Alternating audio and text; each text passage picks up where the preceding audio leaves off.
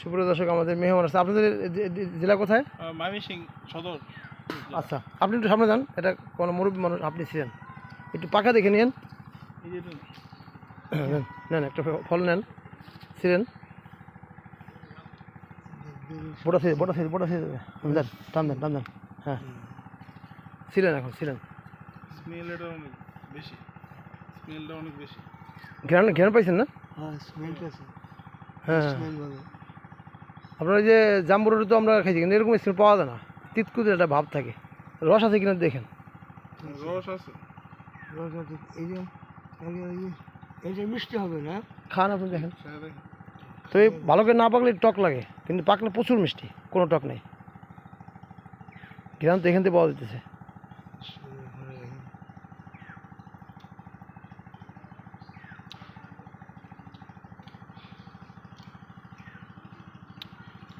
কিছু লোক আছে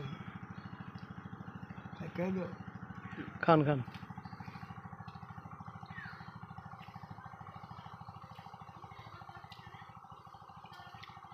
বীজ কিরকম পাইছেন? আমরা জামরুটে তো প্রচুর বীজ থাকে। বীজ কম অনেক। দেখেন শুকলাটা কিন্তু খুব সহজ ছিল যায়, এটা কিন্তু জামরুটে পাওয়া যায় না, মানে একটা শক্ত ভাব। এটাতে কোনো বীজ নাই। আরেকটা পাইছি, এটা অন্য কুয়াতে আর কি।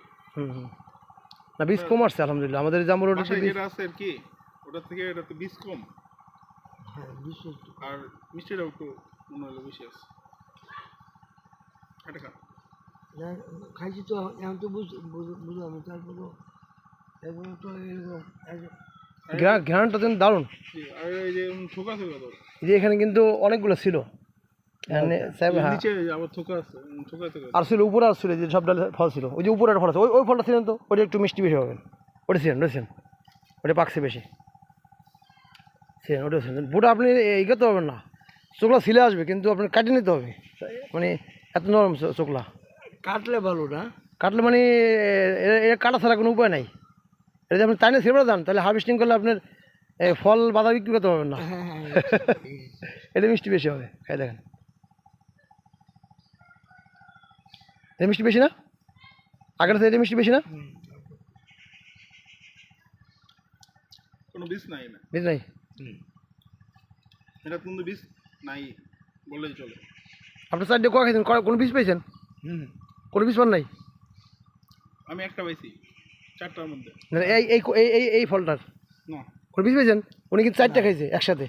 আপনি কটা খাইছেন? 2টা খাইছেন। আমি 4টা খাইছি। এটা থেকে 2টা, এনে একটা পাইছি আর কি। কোনো বীজ পান নাই, তার মানে এটা কোনো বীজ নাই। জি। তো আমাদের জাম্বুরটা সবচেয়ে বড় সমস্যা হলো চারা কিন্তু ভালো, জাত কিন্তু ভালো, কিন্তু ধরে অনেক প্রচুর ওই তিতকুটের ভাব, আর বীজ থাকে একটা 22-23টা করে। এটা একটা সমস্যা, কিন্তু ভালো একটা সমস্যা।